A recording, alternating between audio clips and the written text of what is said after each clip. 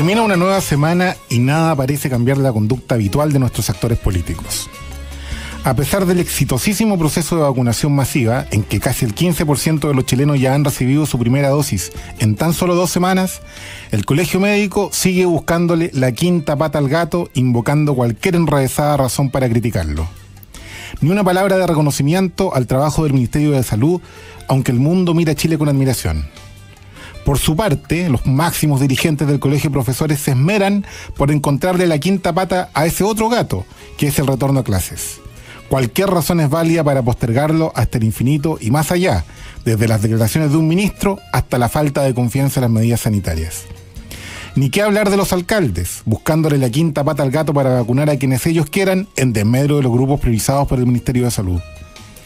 Y hablando de gatos, la guinda de la torta fue esa bolsa de gatos en que se transformó el Nobel Partido Revolución Democrática, nominando como sucesor de un diputado que había renunciado hace 2 años al partido a una señorita que había perdido la nominación en 2 elecciones internas previas. Y así, entre días nublados y las noticias de siempre, con los infaltables atentados en la Araucanía e inmigrantes ingresando ilegalmente al país, todo ya normalizado, febrero parece más bien un agosto, entre tanto dirigente político buscándole la quinta pata a cuanta bolsa de gatos en que se han convertido las organizaciones políticas y gremiales controladas por la izquierda. Ojalá que en todo esto no haya gato encerrado y a la luz del sol de lo que queda de verano, devele a esos otros gatos que tanto abundan y que nadie quiere, los gatos de campo. Todavía sigo humorístico. ¿Cómo está mi querido don Sergio Melnik? Yo soy Garfield. Otro gato. Sí, que también soy gato. Entonces, me volvió su comentario. Pero gato de buen pelo, no gato de medio pelo. Me sentí... De pelo tampoco tengo mucho. Me sentí muy aludido con los gatos. Pero claro, Garfield es un auténtico gato campo. Sí, pero no tira la garra, no agarra con la garra, ¿eh? Se mueve poco. Está ahí atento a la oportunidad. Es más bien gato de chalet, que es otra categoría. Gato de chalet de campo. Oiga, partamos por la... Fíjese que engancha perfecto. Yo quiero hacer un statement de la crisis institucional que tiene Chile. Perdón. En contraste con los problemas del siglo XXI. Y el contraste es apabullante. Como dice usted, esta bolsa de gato es terrible. Y efectivamente la vacunación, un éxito del gobierno indiscutido. Llevamos 2,5 millones de personas. Probablemente vamos a tener 5 millones a marzo. No hay crisis de stock. Hay stock suficiente. Por lo menos ahora. Y yo creo que están comprometidos las vacunas para seguir. Y ha habido esta pelotera a los alcaldes que han vacunado gente que se ha colado y todo. Yo creo que es irrelevante esa discusión. Sí, conversábamos fuera del micrófono. Explique por qué, porque yo creo que es interesante el análisis. Yo creo que es absolutamente irrelevante. Son 30, 40 mil personas, entre 2,5 millones de personas, da exactamente lo mismo, porque no es que hayan personas que hayan dejado de vacunarse porque claro, otro aprovechó la vacuna. No. Y nosotros sabemos todos que hay que vacunar a la totalidad de la población. Por lo tanto, no es un problema mayor, no da para sacarle ventajas políticas, y hay que pensar en una cosa. Usted que tiene tanta experiencia en la política, esto es un problema técnico, ninguna máquina funciona al 100% de eficiencia. Entonces, cuando usted quiere que las cosas funcionen perfectas, es tanto la regulación que tiene que hacer que termina siendo desastres. Eso, hay un dicho que dice: lo óptimo es enemigo de lo bueno. Yo ese dicho no me gusta porque quiere decir que lo bueno es enemigo de lo óptimo. De lo óptimo, claro. Entonces, pues, la dialéctica lo tira para los dos lados. Pero ningún motor, ninguna máquina usa 100% el combustible porque no se puede, porque está la ley de entropía. Entonces usted tiene que dejar un cierto grado de flexibilidad para que se ejerza la labor de los dirigentes, ¿no? Pero tiene que ser chiquitita, y en este caso en ningún caso discrecionalidad se llama eso. Tiene que haber siempre un poquito de discrecionalidad, sí. Pero tiene que ser suficientemente chica para que no afecte el resultado general, porque si no las cosas se traban. Lo que pasa en Chile, usted que ha sido empleado público y es empleado público reiteradas veces, es tanta la desconfianza que hay de unos con otros, está en la malla burocrática, son tantas las regulaciones, porque todos creen que los otros son ladrones, entonces hay que ponerle más regulaciones y más regulaciones y más regulaciones, que finalmente tienen paralizado el sistema público. El sistema público no es capaz de innovar ni hacer cosas porque tiene que someterse a una regla de controles y una cantidad de reglas burocráticas que bloquea todo. La cosa debería ser al revés. Haga y si es culpable lo castigo. Claro. Pero no deje de hacer. Los gobiernos son muy cortitos. Entonces yo ahí apelo a la sabiduría, a la prudencia, a la grandeza. En esto se ve la cosa de la grandeza. Pero y esto va directamente al comentario que usted hizo sobre la Colmed. La Colmed, igual que el Colegio de Profesores, igual que la CUT y algunos otros sindicatos, son organizaciones de operadores políticos. Uh-huh. Perdieron su sentido gremial.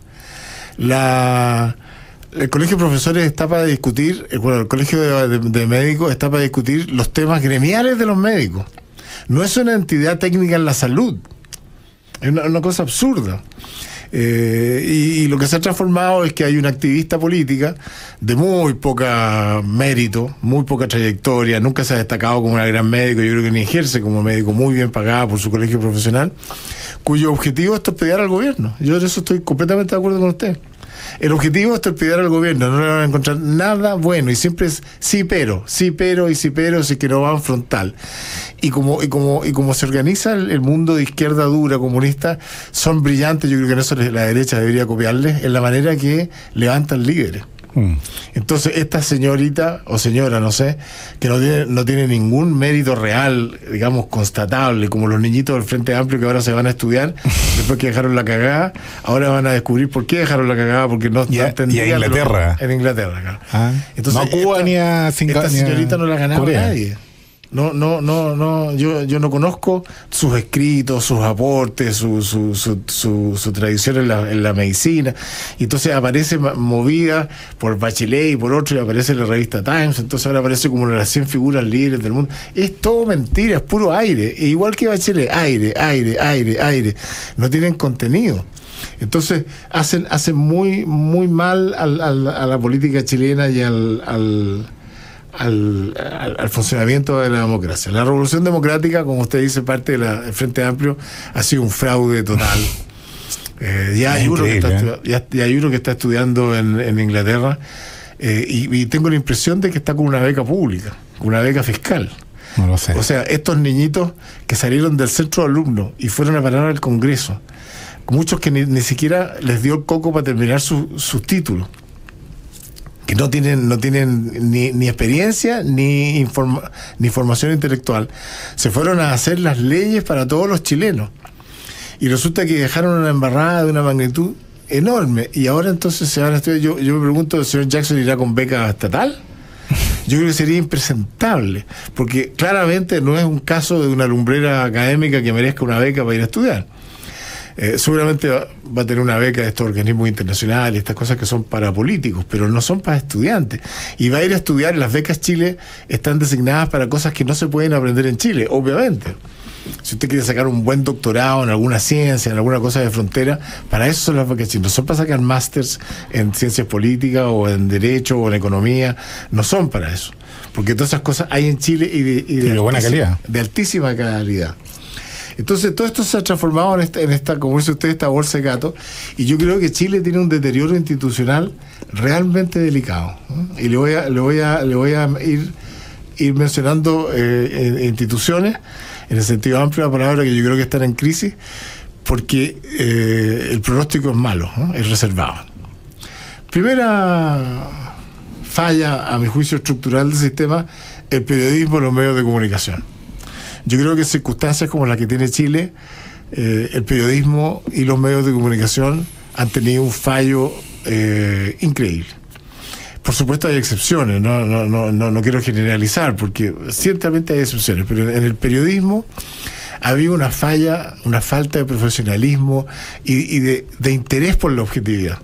Yo no creo que nadie es objetivo, pero uno puede intentar, por lo menos, representar los puntos de vista de manera honesta, y lo más importante es, cuando uno tiene una posición clara, uno tiene que expresar la posición. Entonces yo opino desde acá, de manera que el que escucha o ve esté advertido y tenga capacidad crítica. Hace la corrección. Lo simbólico, yo creo que el hecho más simbólico de esta mediocridad de los medios de comunicación y el periodismo, de algunos, por supuesto, es cuando la señorita Tonka Tomisic echó a un entrevistado que ella misma invitó. Hermógenes Pérez D'Arce. Y lo echó del set porque a ella no le gustaba lo que estaba diciendo Hermógenes Pérez D'Arce, que era absolutamente tranquilo y fundamentado. Y desconociendo una cuestión que es de la esencia de los medios de comunicación, que es la libertad de expresión. Exactamente. Y que no le corresponde a los propios medios evaluar sus límites, digamos. Hay otros organismos, otras instancias para evaluar los excesos de la libertad de expresión. Que además tampoco es periodista, es de la farándula. Hablando de temas importantes y profundos, intelectuales. Ella decidió que no le gustaba lo que decía el entrevistado, elegida por ella misma, y lo echó del ese para mí es el símbolo de la decadencia de los sistemas de comunicaciones que tenemos en Chile hoy día. Entonces el periodismo, que es clave, pues, particularmente bueno, siempre ha sido clave la comunicación, la transmisión de la información, la distribución de la información, de los datos y del conocimiento. Entonces, en mi opinión, el nivel del periodismo chileno deja mucho que desear y por lo tanto entorpece el buen funcionamiento democrático. La segunda institución, de la cual no voy a hablar mucho porque no me corresponde y yo soy de una fe distinta, es la Iglesia. Básicamente la Iglesia está desaparecida, está como inexistente. Una institución que ha sido central en la historia de Chile. Así es. Para bien o para mal. Pero en Chile, que se define como un país católico, a pesar de que es un estado laico, pero es un país católico, donde un gran porcentaje de los chilenos son católicos, la Iglesia católica era la principal fuente de inyección de espiritualidad al sistema.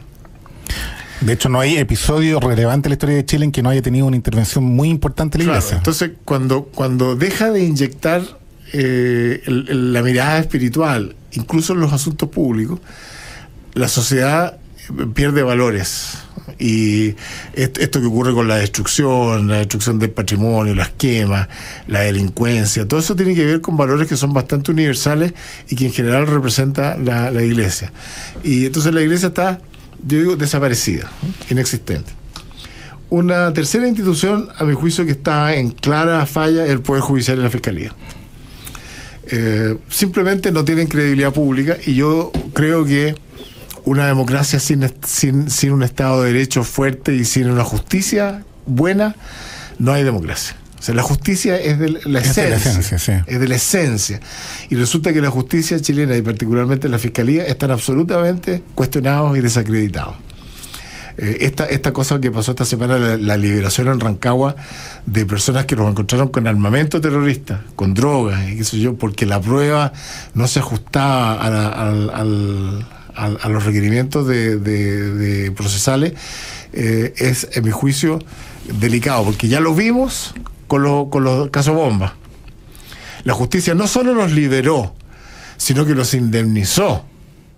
Y se pagaron 200 y tantos millones. Y después la justicia española, con un estándar de prueba muy inferior, los condenó. Muy inferior, claro. Y porque las pruebas estaban, pero fueron los tinterillos que desacreditaron. La justicia tiene un grado de discrecionalidad. La justicia la tiene porque está administrada por seres humanos. Es imposible, qué bueno te metiste en ese tema, Sergio, imposible que la interpretación de la ley sea mecánica, automática. Bueno, las máquinas nunca van a poder hacerlo. O van a poder hacerlo con una dificultad gigantesca, con una injusticia enorme al final. Claro, es que el sentido de justicia es propio de la naturaleza humana, y obviamente que está arreglado. Cuando tú evalúas la prueba, le das un peso, obviamente que todo eso tiene una serie de reglamentaciones, pero como tú bien dices, hay un grado de discrecionalidad que es donde el juez puede introducir el concepto de justicia. Claro, además, pero en ningún caso liberarlo. No. Pedirá más pruebas, exacto. Pedirá cosas, pero lo que va a pasar es personas con pruebas taxativas. No, criterios, al final. No, pero además las pruebas estaban. Lo que pasa es que había una tinterillada y ahí los jueces no optaron bien, y esto ha pasado con muchos otros casos. Yo estoy mencionando el de esta semana.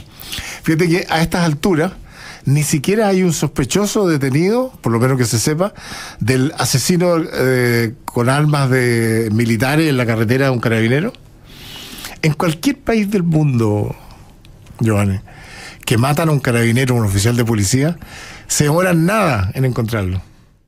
Porque la policía, si quiere encontrar a alguien, la encuentra. No, y entera, además se moviliza completa. Se moviliza entera, claro. La policía, si quiere encontrar a alguien, porque tiene un valor simbólico. Tiene un valor simbólico, claro. Porque si no se respeta a la policía, sea los carabineros o la PDI, aquí han matado un policía en la carretera con armas terroristas, impunemente.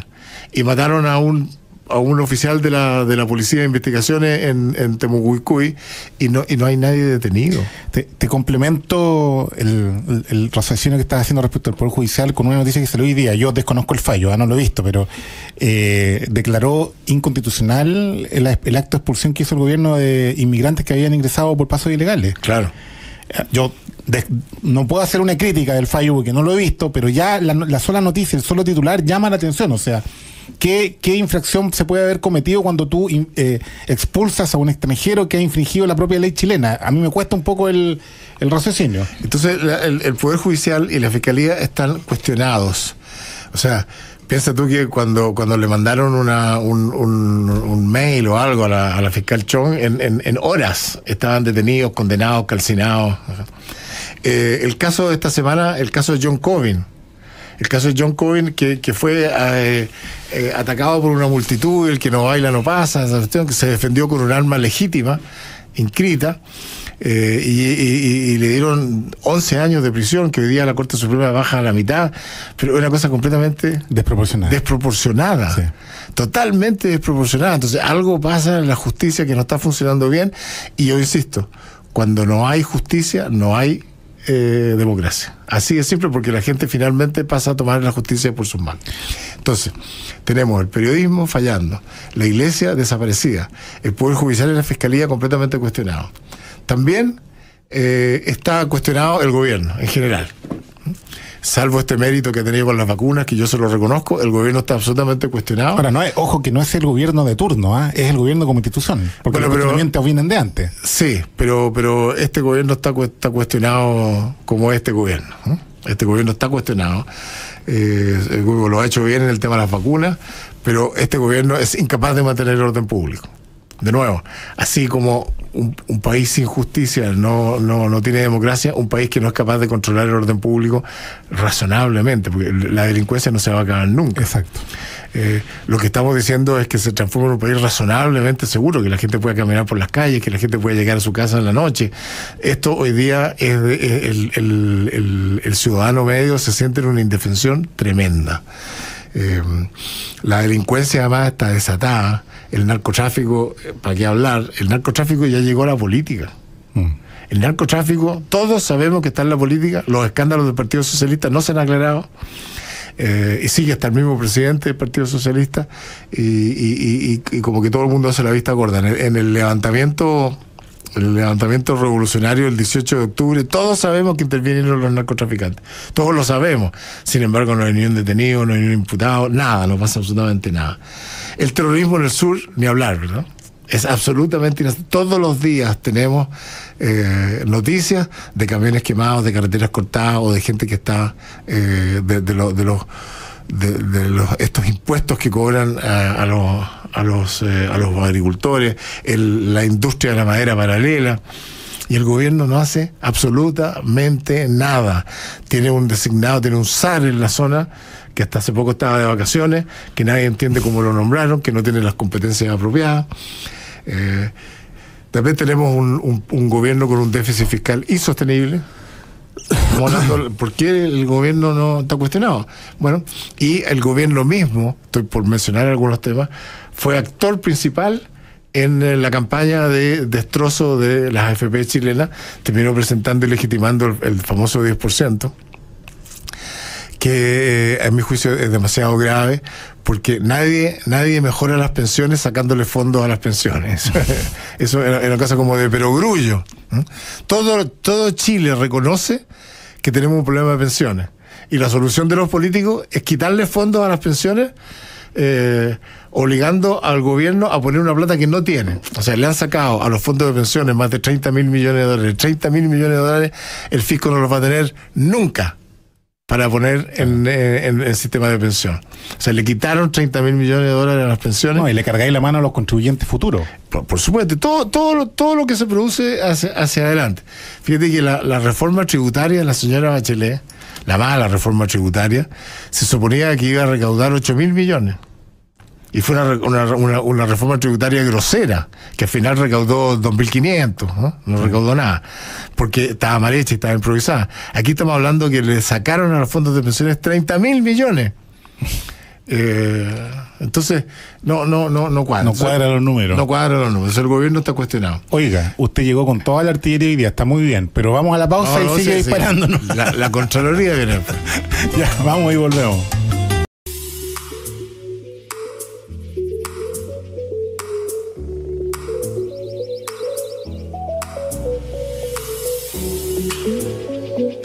Con nosotros, Canal 31, lo que todos queremos ver.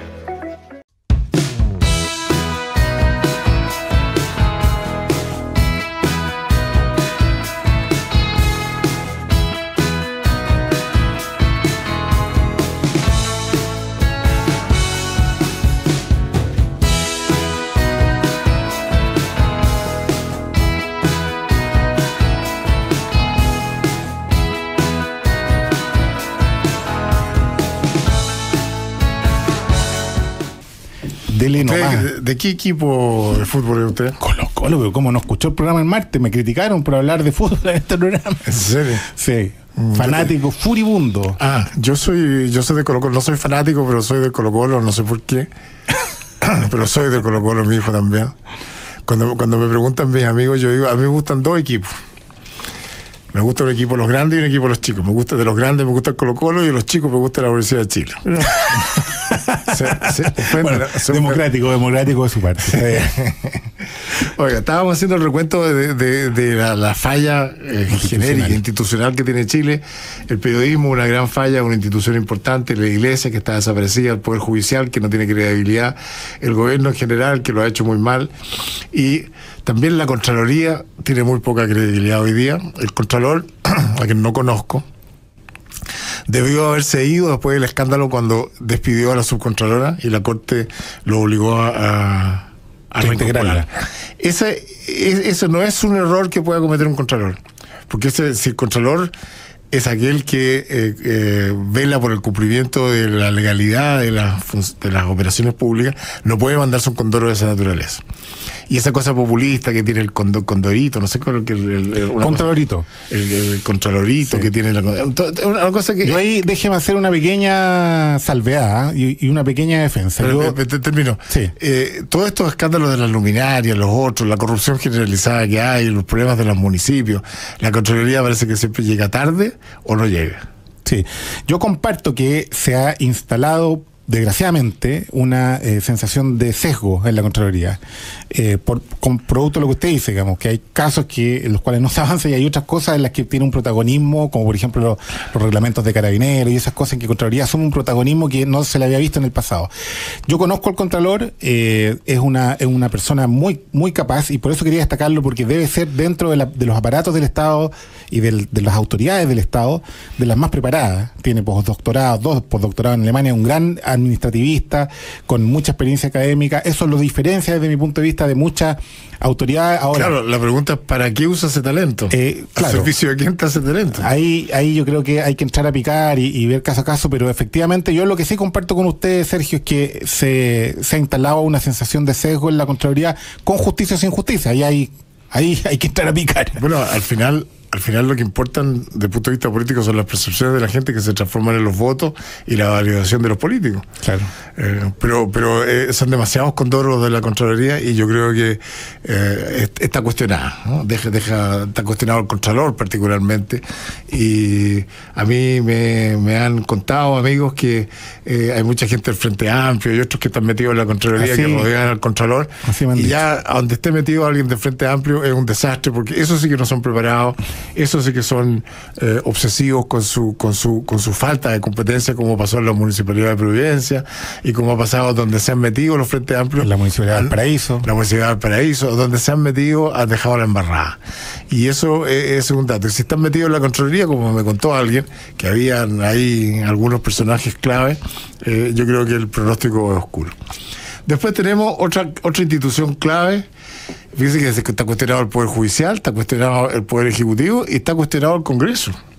Los más cuestionados de todos. El más cuestionado de todo el Congreso y la política están completamente cuestionados y desacreditados. Es decir, que tenemos una presidenta del Senado que se vanagloria, se ufana de no respetar la Constitución. Y no tiene ningún efecto. No tiene ni un efecto. Tenemos una Cámara, un Parlamento que no se atiene a la institucionalidad, no respeta la institucionalidad, que es la que ellos mismos forman a través de las leyes. Entonces, no respetan las urgencias. O sea, el gobierno pone una urgencia y el Parlamento le da lo mismo. Le da lo mismo. Eso, desde mi punto de vista, es una forma de sentirse privilegiado, ¿eh? El pasarse por el aro, digamos, las normas que regulan. Claro, la institucionalidad, las normas que regulan tu comportamiento, el ejercicio de tus funciones. Claro. Por ejemplo, en lo del 10%, al margen del contenido del tema. Se recurre a una leguleyada para poder sacar adelante una cosa que en estricto rigor, en regla, no se puede. No se puede, claro, eso lo tenía como punto siguiente. En el fondo, hicieron una iniciativa que todos sabemos que va a implicar gastos estatales que ellos no están autorizados en generar y sin embargo lo hicieron igual y les da lo mismo. Ahora validada por el propio gobierno. No, es más grave que eso, porque se mete en una materia en que la Constitución no le da facultades al Congreso, que son las materias previsionales. Exactamente.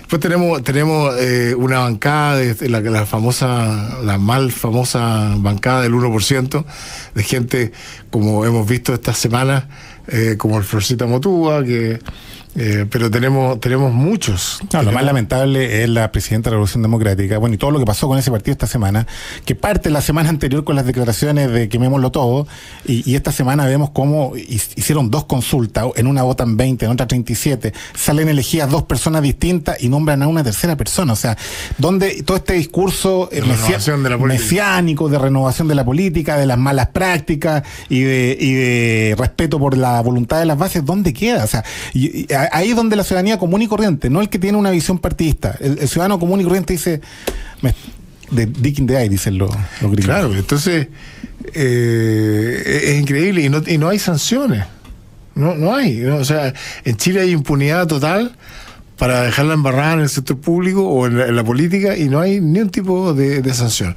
Y finalmente, que a mi juicio es la falla más grave de la clase política y del Congreso en general, es que Chile se ha polarizado demasiado. Y la función de los políticos es llegar a acuerdos, es ponerse de acuerdo, es lograr acuerdos para la gobernabilidad y el futuro del país. Su trabajo es ponerse de acuerdo. Y lo que han hecho es que su trabajo ha sido polarizar y desacreditar y gritarse unos con otros y no escucharse, en fin. Por lo tanto, los 3 grandes poderes del Estado están desacreditados. Después tenemos, como institución, un aparato público absolutamente sobredimensionado, y hablamos un poco de eso, totalmente burocratizado y lleno de operadores políticos. Sobran ministerios, en mi opinión sobran 10 ministerios. 10 de 25. O sea, quedaríamos con 15 ministerios, que igual es una locura. Y sin embargo, tú ves que los políticos y los gobiernos siguen creando instituciones y creando ministerios. Ahora se van a crear los gobernadores regionales. Una locura. Una locura porque se mantienen, lo comentamos el programa pasado, se mantienen los intendentes, ahora de los gobernadores regionales, los gobernadores provinciales.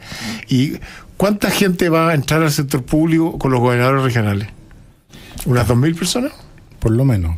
Son 15 regiones. Son 15 regiones, 2.000 personas de cargos estatales innecesarios, financiados a un costo superior al del sector privado. Fíjate que el Ministerio de Educación tiene 7.000 funcionarios. El Ministerio de Educación debería tener 1.000 funcionarios.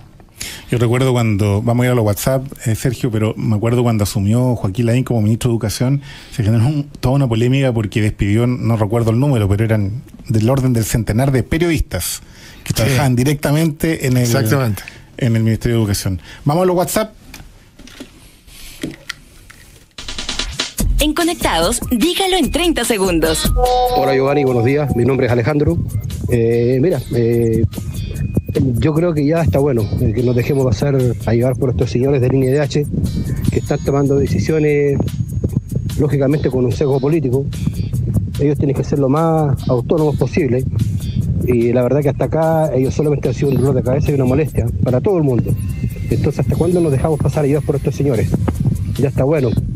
Gracias, saludos. Estimados Giovanni y Garfield, muy buenos días. Hoy día en la mañana leía yo ahí en columna estas noticias, ya que hasta en el Mercurio se han puesto medio rojo, de que los parlamentarios de oposición prácticamente le dan un ultimátum de la reforma a Carabineros al presidente de la República. Los partidos políticos, los mayores responsables de la cagada que tenemos en Chile. No los quiere nadie, no los aprueba nadie, no llegan ni a un dígito. Son una vergüenza, son una tropa de ladrones. Se presentan a candidatos gallos que están procesados o han sido procesados por fraude. Y piden renovar o modificar una institución que es la más querida en Chile.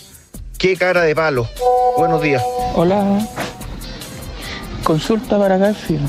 ¿Qué opina de que Jackson se vaya a estudiar al extranjero y esté postulando a beca? Y creo que se la van a dar. Con todo pagado.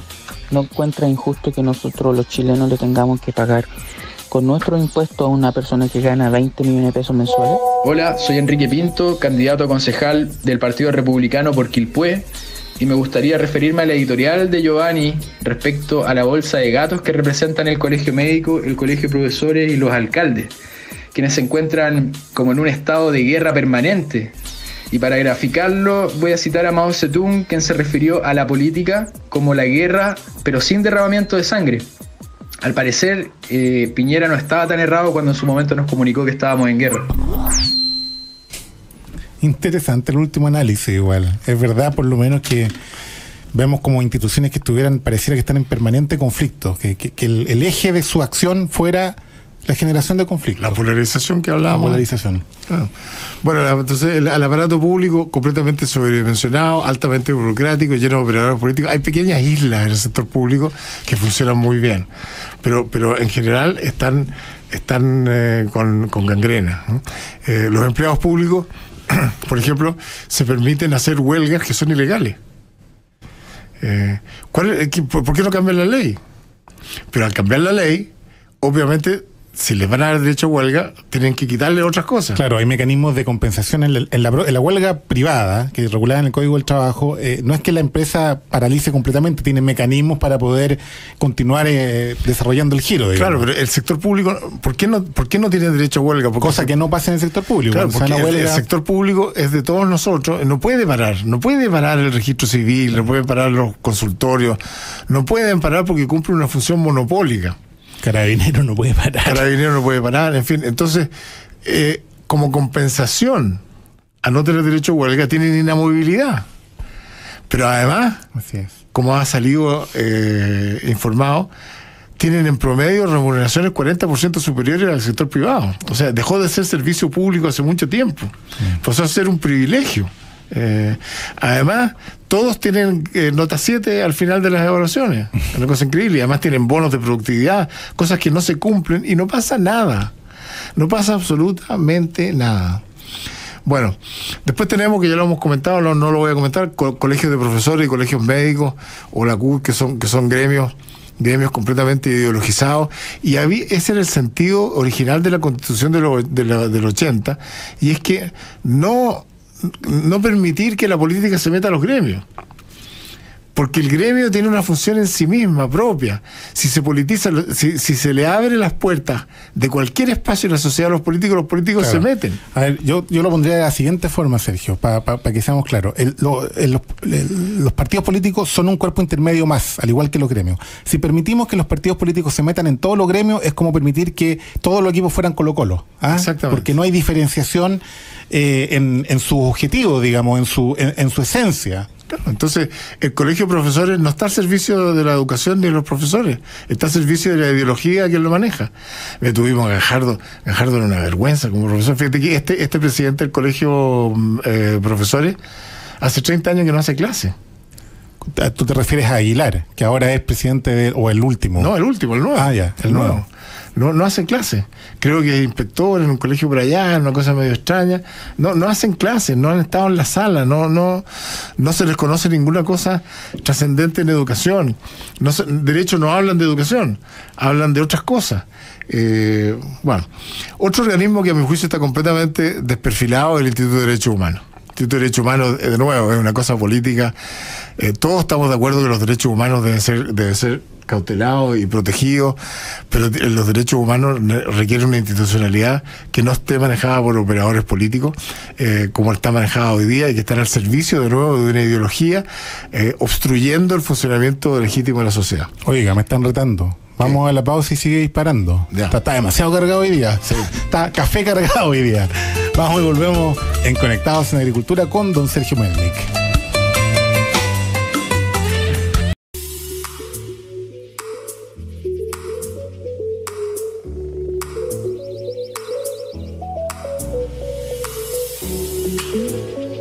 Siga con nosotros. Canal 31. Lo que todos queremos ver.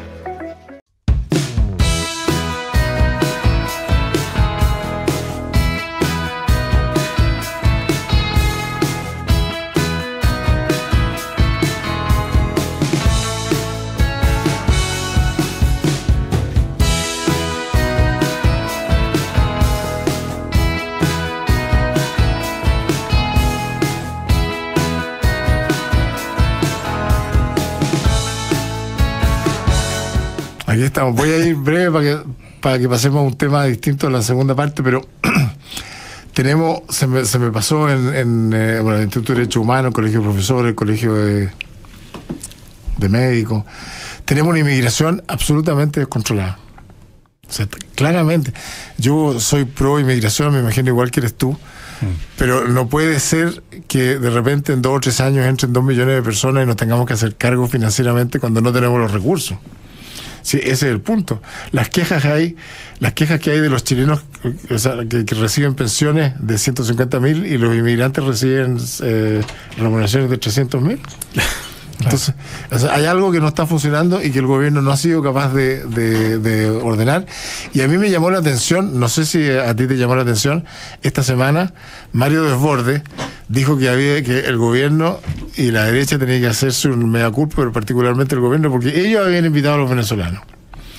Y yo no he escuchado que el gobierno se haga cargo de eso, porque efectivamente todos los de Colchane y las miles de personas que están pasando por el norte, en una escala realmente fuerte, no tan fuerte como los aviones que traía la señora Bachelet con Muñoz y Gabriel Valdés, pero igual son miles. Sí.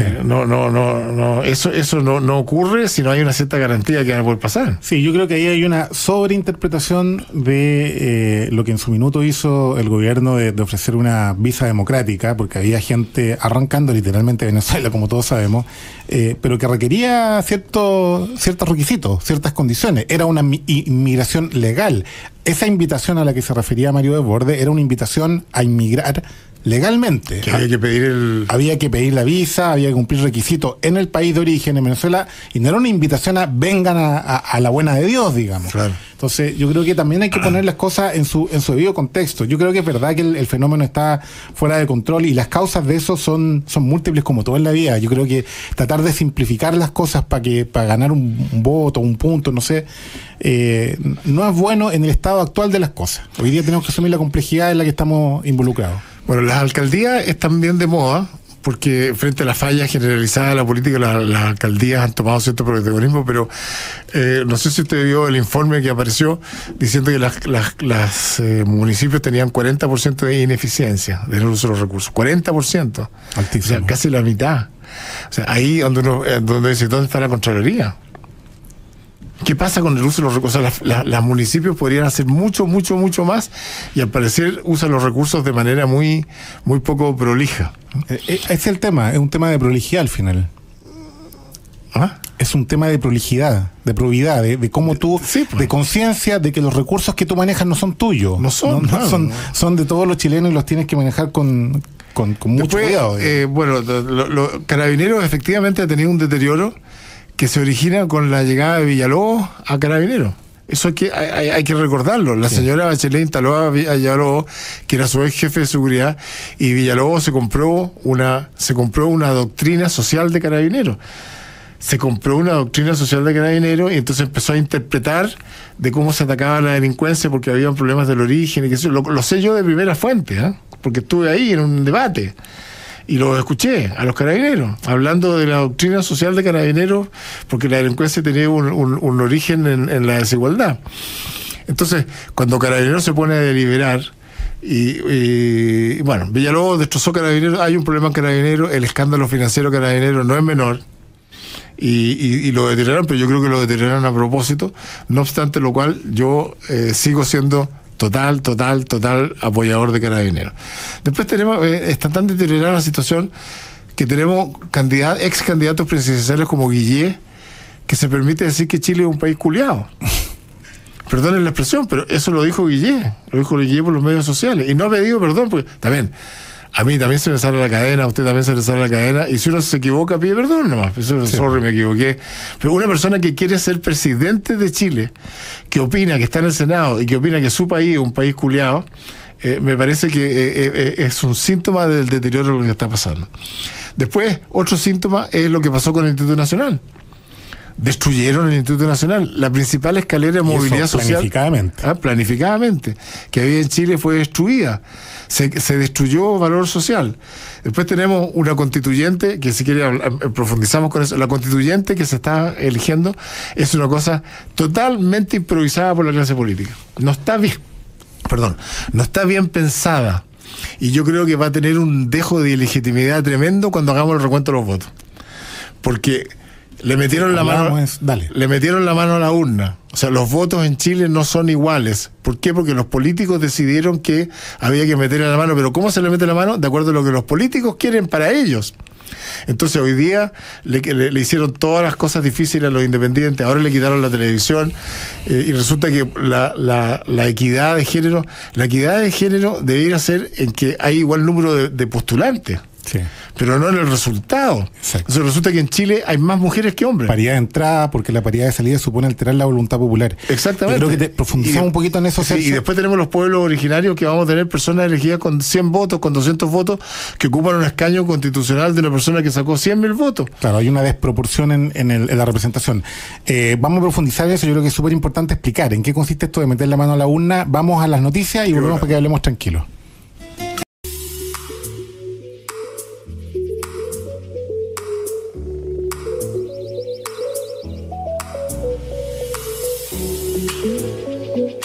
Con nosotros, Canal 31, lo que todos queremos ver.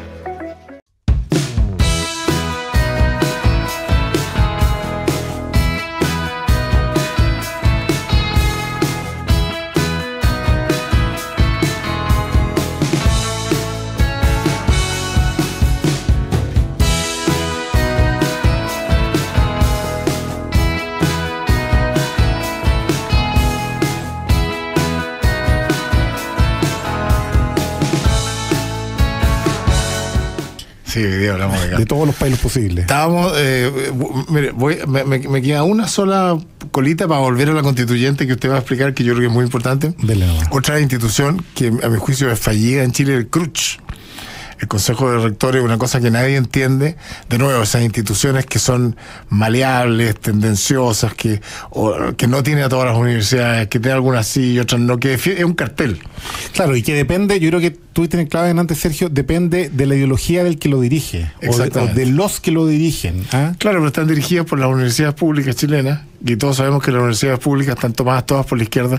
Fíjate que es increíble que no haya un solo rector de universidades públicas que sea neutro. Son todos de izquierda. No hay un solo centro de alumnos de universidades públicas que no sea de izquierda. Sí.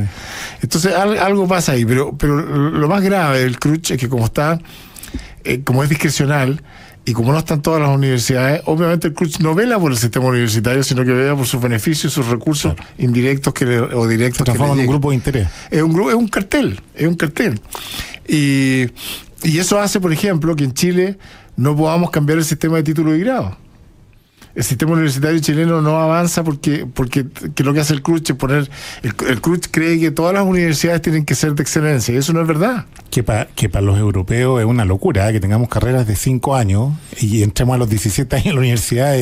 Carreras profesionales. Claro, entonces todo eso porque la Chile no quiere tener... La Católica ha tratado de poner el bachillerato y no lo logra porque mientras la Chile no termine con su sistema de silos y de decanos omnipotentes que manejan feudo, y todo eso, el CRUCH no funciona. Entonces eso detiene el progreso de la educación terciaria en Chile.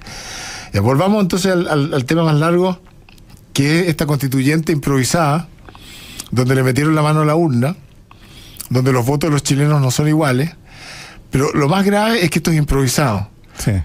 Es improvisado, y lo que vamos a ver en el día de la elección, cuando se recuenten los votos, es que vamos a ver unas disparidades de representatividad que le van a dar una condición de legitimidad a la constituyente que yo creo que va a ser muy grave. Sí, yo creo que, a ver, dos cosas en las que creo que das en el clavo. Uno, la improvisación. ¿En qué se nota la improvisación? Porque más allá de una opinión, en que los cambios fundamentales para poder sacar adelante esa convención constituyente se introducen a última hora con trámites muy acelerados. Y después del acuerdo, del 15 de noviembre. Y después del acuerdo. Cambios como cuáles? Cambios como la paridad de género, que incide en la composición de la convención, y la cuota de pueblo originario, como tú mencionabas. Y lo segundo, Sergio, lo que tú hablas de meter la mano a la urna, que es una expresión que se acuñó cuando se debatió este tema de la paridad de género, se refiere a lo siguiente. Yo creo que es importante que los auditores lo tengan claro. La voluntad popular es aquella que se manifiesta el día de la elección, y ahí hay un resultado, y ese resultado dependió de la gente y es diverso, qué sé yo. Cuando tú intervienes ese resultado para modificar el resultado, en definitiva, para modificar quiénes van a estar en esa convención constituyente, naturalmente que hay una modificación de la voluntad popular. Eso no lo puede negar nadie. Nadie puede negar que después de que tú emitiste el voto, si no es de acuerdo con las normas, metiste la mano en la urna. Así que a eso se refiere. Y eso es tan grave que, para que nos hagamos una idea, que en un caso extremo puede ocurrir que incluso haya un salto de lista. Claro. Que por cumplir con la cuota de paridad se pierda alguien, para decirlo, lo voy a decir al revés, se pierda alguien de Frente Amplio para que entre alguien de derecha. Ese es un caso extremo, pero no es tan extremo el caso en que dentro de una misma lista personas que piensan muy diferentemente, con menos votos queden adentro y otras con más votos queden afuera. Así va a pasar. Y va a ser con una dispersión. Yo no sé si la manera, no lo sé, no, si la manera más inteligente de elegir la constituyente era con la lógica de la elección del Parlamento. Claro, de la Cámara de Diputados, bueno, el Parlamento en general. ¿Por qué? A lo mejor era mucho más lógico elegirlo solo con la estructura regional, y que fueran representantes de las regiones, y que se fuera a darle un poco más de descentralización. Lo que yo quiero decir, y quiero dejarlo hoy día establecido, ojalá me equivoque, pero cuando hagamos el recuento de los votos del día de la elección, el 11, que además va a ser eterno porque hay 4 elecciones juntas, hay una dificultad para identificar, van a aparecer personas que son elegidas. Usted lo van a encontrar al tiro en el voto, pues si el apellido hay Sergio Melnik ahí cuando vaya al voto. Sí, pero yo no voy a la constituyente. De concejales, yo voy de concejal. Voy el mismo día, pues. El mismo día, voy de concejal a Las Condes, y ruego encarecidamente a todos los que voten en Las Condes que me apoyen junto con Gonzalo Lacarrera, que yo creo que es una renovación de la política importante, es un foco en este caso en el ciudadano, en la persona, no en la política, y les pido humildemente que me apoyen como concejal de Las Condes. Y entonces este deterioro institucional que nosotros tenemos hoy día es de pronóstico muy reservado, porque a medida que se van desmoronando las instituciones, la democracia pierde su vigor y su fuerza, y por lo tanto empiezan a aparecer cosas que son poco... Y que se nos olvida, sobre todo en estos meses estivales, pero siguiendo con la nomenclatura médica, yo siento que el país está estable dentro de su gravedad. Y que se puede descompensar. Y se puede descompensar. Se puede descompensar. O sea, en el sur, o acá en Santiago con la delincuencia, de repente van a empezar las brigadas de autodefensa, porque simplemente el Estado de Derecho y el gobierno no nos protegen. Claro, y sin ir más lejos, fue lo que ocurrió en Colombia con la guerrilla. Cuando surge la guerrilla en la selva colombiana, frente a la incapacidad del Estado de poder controlar esa guerrilla, surgieron el Frente Nacional de... Yo no quiero que ocurra, no me interpreten mal. Obvio. Yo, al contrario, yo quiero que se fortalezca la democracia y que salgamos por un caos institucional y que los políticos se pongan de acuerdo. Los políticos se deben poner de acuerdo, ese es su trabajo. Ahora, este deterioro institucional, ¿cuándo ocurre? Ocurre en un momento histórico muy complejo. Muy complejo. Veamos los temas que se nos vienen para ver por qué esta falla institucional va a ser incapaz de dar cuenta inteligente e histórica de esto que viene. Lo primero que se nos viene encima es el cambio climático. Cambio climático... De lo cual hemos hablado muchas veces en este programa, porque a mí me interesa instalar las temáticas de largo plazo, como el cambio climático. Claro, pero el cambio climático, ya los expertos señalan que ya no es mucho más rápido de lo que la gente cree. Exacto. Es muchísimo más rápido.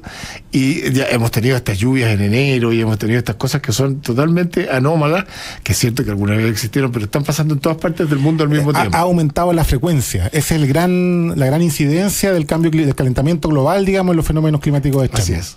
Entonces, ¿por qué es importante? Porque el cambio climático requiere el acuerdo de los políticos. ¿Por qué? Porque hay que tomar medidas drásticas. Y rápidas. Y muy rápidas. O sea, por ejemplo, si Chile no toma medidas muy drásticas, por ejemplo, con respecto a su transporte, ¿no? Y sigue quemando carbono, en unos años más no vamos a poder exportar una sola manzana con huella de carbono. Claro. Entonces hay que... Es lo que se llama barreras no arancelarias. Requisitos que imponen los países. Hay que transformar, no solo hay que producir energía renovable, no convencional, sino que el parque automotriz y sobre todo el parque camionero.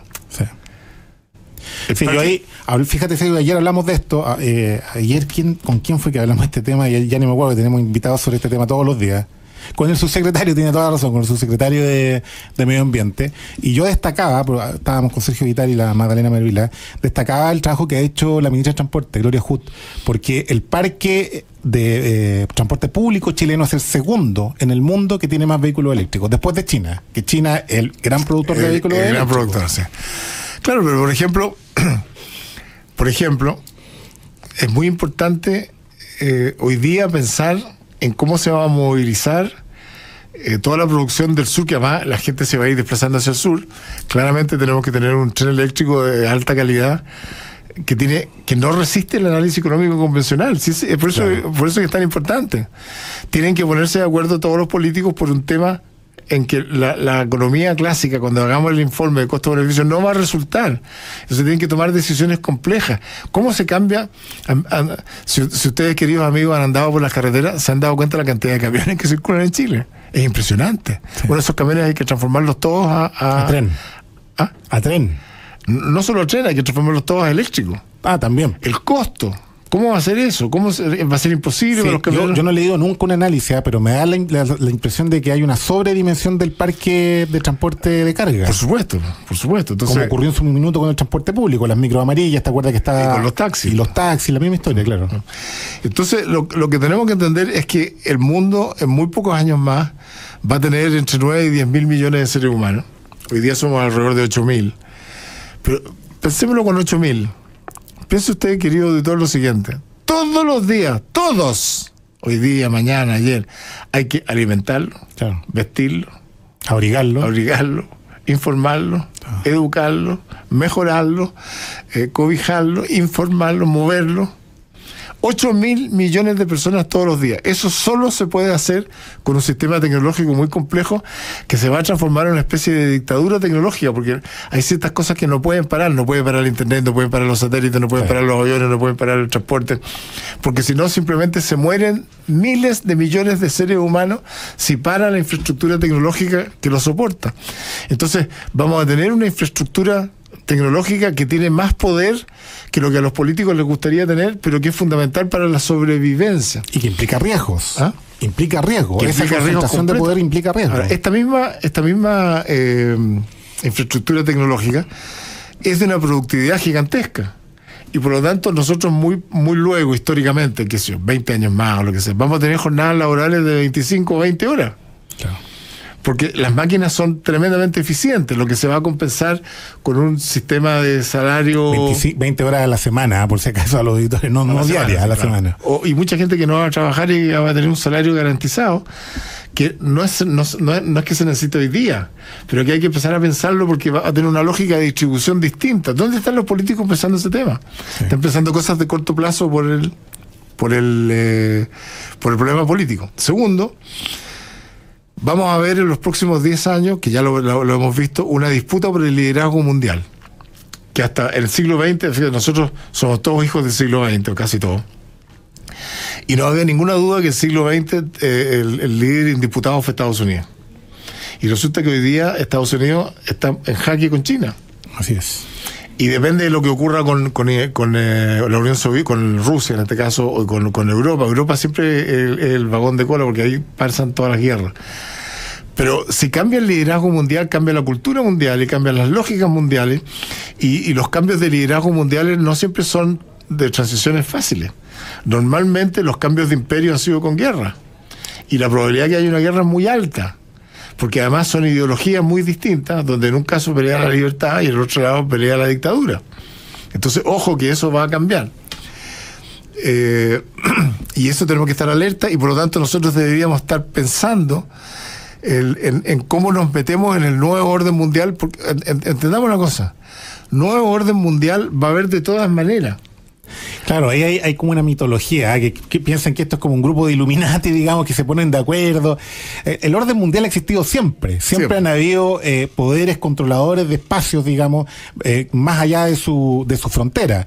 Como tú bien mencionabas, en el caso de Estados Unidos se transforma en la primera potencia mundial en la Primera Guerra Mundial. A partir del momento que interviene la Primera Guerra, antes de eso, la potencia mundial era Inglaterra, y antes de eso era Francia, y Alemania, y en general Europa, Alemania, ¿cierto? Europa en general. Y hemos tenido esos cambios, y cada vez que han ocurrido, como tú bien dices, Sergio, son traumáticos. Son cambios que implican cambios de paradigma, de eje. Pero, y esto ocurre en lo que hoy día es llamado en la literatura la era de la complejidad. La era de la complejidad significa que uno requiere una enorme cantidad de conocimiento para moverse en el sistema. Este ya no es un sistema donde funciona el sentido común. El sentido común es una especie de mediocridad, la media acumulada en la historia, es lo común. Eso cuando la gente que dice lo menos común, el sentido común, es una idiotez. El sentido común es común, es mayoritario, masivo, es como lo acumulado en la historia de las frases lógicas. Pero en un mundo complejo el sentido común no funciona. El sentido común no es una herramienta de progreso, es una herramienta de sobrevivencia, pero no de progreso. Las cosas son muy complicadas, y por lo tanto requerimos que lleguen a la política gente que es muy informada, que entiende cosas complejas. Claro, análisis de variables múltiples. Además la complejidad tiene metida la teoría del caos, pequeños desórdenes pueden producir grandes disturbios. Entonces eso hace que otra cosa que está en crisis y que se nos viene es la democracia. La democracia, en estas tres cosas que he hablado y la que voy a hablar enseguida, está en crisis. No quiere decir que yo esté contra la democracia, porque aquí cuando uno entra en un debate intelectual la gente te pone el supuesto inverso. Claro. No, la democracia no ha evolucionado nada en 200 años. Yo me atrevería a decir que desde la democracia griega no ha evolucionado nada, porque el principio del mismo. Digamos. El principio del mismo. Y entonces todo el mundo ha cambiado. Te metas en una empresa moderna y va a ver lo que ha cambiado. Incluso el gobierno, con todos los problemas que tiene, son distintos los gobiernos, son digitales. O sea, esto es para acá. El hecho de que usted pueda ir a sacar su clave única por digital y meterse y sacar y firmas digitales. El mundo ha cambiado mucho. Y por lo tanto, para administrar la política en un estado de convivencia sana, que eso hace la democracia tiene que cambiar también. Pero la democracia no ha cambiado nada, entonces no es capaz de dar las respuestas a los problemas como los que estoy mencionando, y la democracia lamentablemente... Los problemas se han vuelto complejos. ¿Ah? Desde el momento en que los problemas se vuelven complejos, las respuestas también son complejas. También son complejas. Y lo que ha pasado, así como titular, es que la democracia se ha transformado en una sucesión de dictaduras de minoría. Todos reclaman, todos paran, todos se sienten con derecho a parar, todos quieren... La democracia es el gobierno de las mayorías con respeto a las minorías, pero nunca la dictadura de las minorías. Nunca al revés, claro.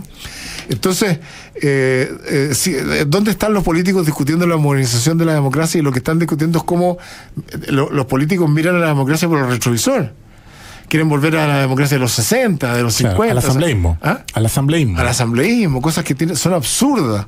Imagínense hacer una como propuso la izquierda y Bachelet, los cabildos. Los cabildos son una cosa de la época de la independencia. Claro. Cuando habían 20 personas se juntaban en la plaza. Y el voto era censitario, votaban los mayores de 25 años que tuvieran propiedad. El cabildo en el siglo XXI es una falta de talento que es increíble.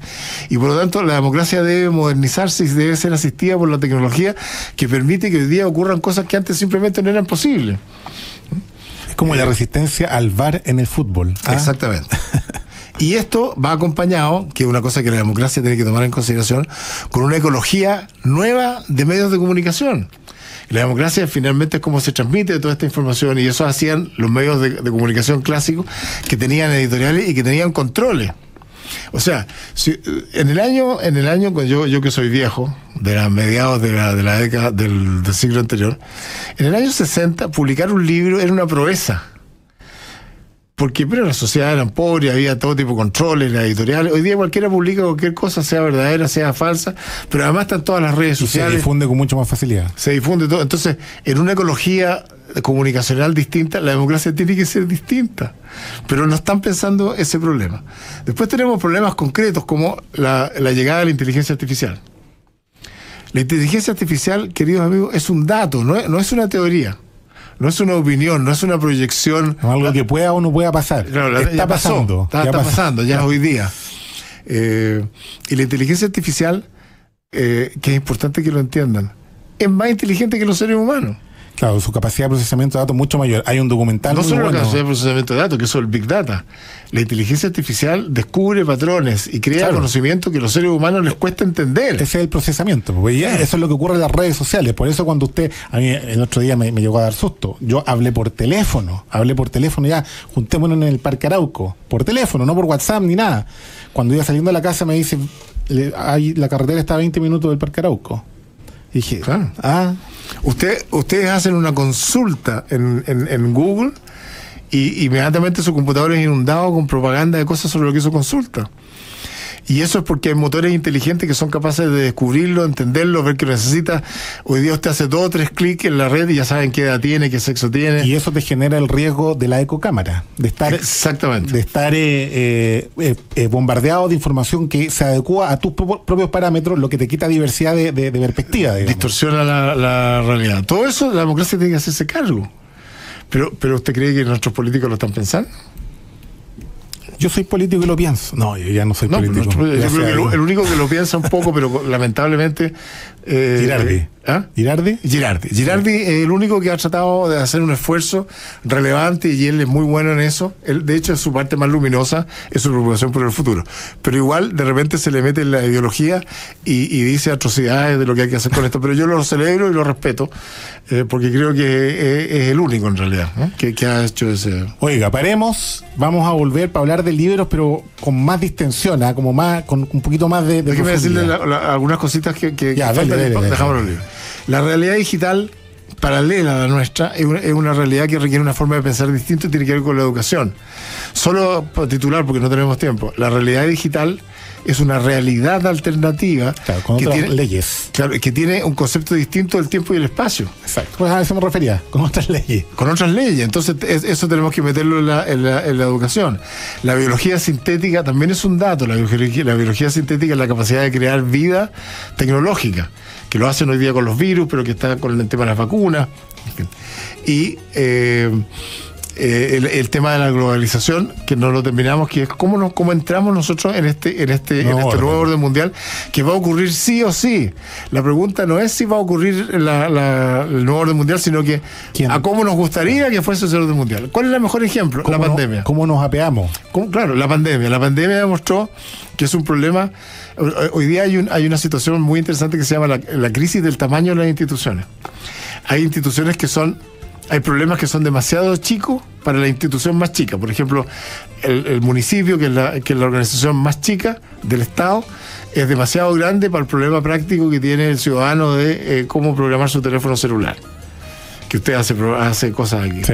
Entonces, esa le quedó grande, pero también hay problemas que son mucho más grandes que el país más grande, como la pandemia, como la colonización del espacio, como la inteligencia artificial. Entonces, necesariamente se requiere readecuar esto. Las monedas, el sistema financiero, las pandemias, el terrorismo global, esas cosas necesitan otra forma de organización. Por ejemplo, ¿cómo se va a conducir la colonización del espacio? ¿Cómo se manejan los satélites? ¿Cómo se manejan los derechos nuevos? ¿Cómo se manejan las vidas que salen de la biología sintética? ¿Cómo se controla la inteligencia artificial? Entonces, nosotros queremos entrar a un nuevo orden mundial donde prime la lógica de la libertad y no la lógica de la dictadura. Pero oponerse por principio, o sea, yo no quiero que prime el orden mundial que pregona las Naciones Unidas, porque las Naciones Unidas es controladora. Las Naciones Unidas dejó de ser lo que era antes, una representación de los países. Ahora la burocracia tiene agenda propia, que instrumentaliza a los países para sus propios fines. Entonces la burocracia de las Naciones Unidas dice lo que cree que debiera ser el mundo del 2030, y no los países independientemente. Y como hay muchos países, lo que hace las Naciones Unidas es que como cada país tiene un mismo voto, o sea, Belice vale igual que Estados Unidos, controla a los países chicos dándole pega y dándoles cosas y consiguiéndole beneficios, y por lo tanto controla de esa manera, a través de países insignificantes, el control de las Naciones Unidas. Pero si a usted hay que darle cuerda nomás, pues es cuestión de darle cuerda. Sí, vamos a la pausa y volvemos con Sergio Melnik en Conectados en Agricultura. Ahí está la clave, don Sergio, hay que entender la subjetividad. Dele nomás porque no le quiero quitar minutos. No, nos quedan poquitos minutos, pero yo voy a recomendar un libro hoy día de esos que me gustan a mí.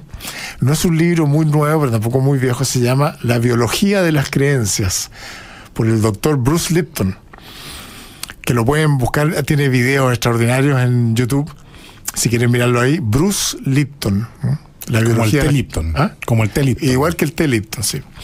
Él es un biólogo que viene del mundo científico duro, ¿no? La biología de las creencias. Y entonces él investigando las células, él era especialista en clonación y cosas muy científicas, o sea, no es un volado, porque no entiendan que es una persona que se está pegando una volada con respecto a las células.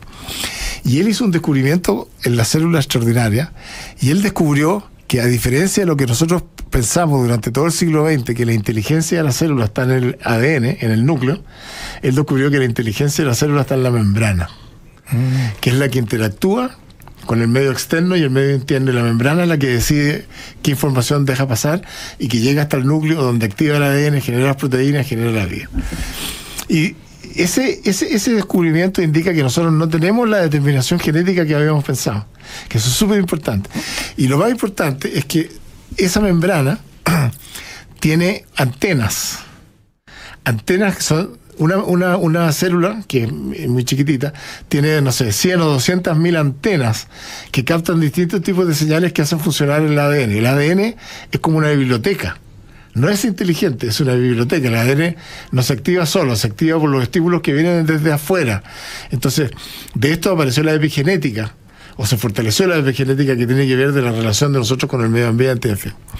Y entonces, estas antenas captan señales biofísicas, bioquímicas, perdón.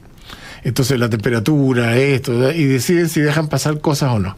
Después hay señales que captan la cosa biológica, la alimentación, y aquí viene lo más importante. Hay antenas que captan las emociones, y las emociones pueden activar el funcionamiento genético. Y aquí viene lo más curioso. Hay antenas que captan las creencias. Las creencias no como creencias religiosas, sino que las creencias que tiene el cerebro. Entonces, si usted tiene una creencia, usted cree que es malo para las matemáticas, eso es una creencia de las que estamos hablando en este caso, ¿no? Y por lo tanto, las creencias por sí mismas activan el comportamiento del ADN, y eso modifican el comportamiento. Modifican el comportamiento, claro. Y modifican el ADN. Es tan importante y tan trascendente el paso a la epigenética que vale la pena mirarlo y leerlo. Es un libro escrito al alcance del ciudadano común como nosotros, y dice cosas maravillosas. Tiene otros libros. Está en español, ¿no? Está en español, ¿no? La biología de las creencias está en español, y yo les recomiendo que busquen en internet, en YouTube, videos de Bruce Lipton, ¿no? Y se van a sorprender con la nueva teoría societal que está detrás de eso y del funcionamiento del ser humano. ¿Qué quiere que le diga, po? Fascinante. Es fascinante. Fascinante. Es como lo que decía usted, hay que entender la subjetividad, y para eso están esas antenitas. Exactamente. Exactamente. El error que hemos cometido nosotros de la derecha, y yo me hago cargo de ese error durante mucho tiempo, pero lo rectifiqué hace por lo menos 10 años, es creer que solamente la eficiencia garantizaba el buen funcionamiento de la sociedad y que garantizaba la política. Y con una anécdota que yo le conté a usted, que no la puedo contar por la radio, nos dimos cuenta que al menos, ¿no? Da lo mismo que porcentaje, pero al menos 50% es eficiencia y 50% es guitarreo. Y el guitarreo, en el sentido no descalificativo, es lo subjetivo. Lamentablemente digo que si no sería fácil. Y ahí está la dificultad. Hay que saber decodificar lo subjetivo, hay que usar la intuición, hay que usar otras habilidades. Otra lectura. Que tampoco son las habilidades blandas, porque hoy día son habilidades muy estudiadas. Un buen político tiene esas dos competencias. Y lo que nos pasa a nosotros es que nos fuimos al otro lado. 90% guitarreo y 10% de eficiencia. Y ahí los países terminan muriendo. El otro extremo. Nada, no, si ya los dije, querida Priscila, ya dije mi libro, Insurrección y el fin del modelo de Alberto Mayol. Muchísimas gracias, queridos auditores. Como siempre, una conversación fascinante con don Sergio Melnik los días viernes. Y si Dios quiere, el próximo viernes también estaremos juntos. Pues no presencialmente, sí. Pero lo intentaremos de alguna manera. Muchas gracias y nosotros nos vemos el lunes en Conectados en Agricultura.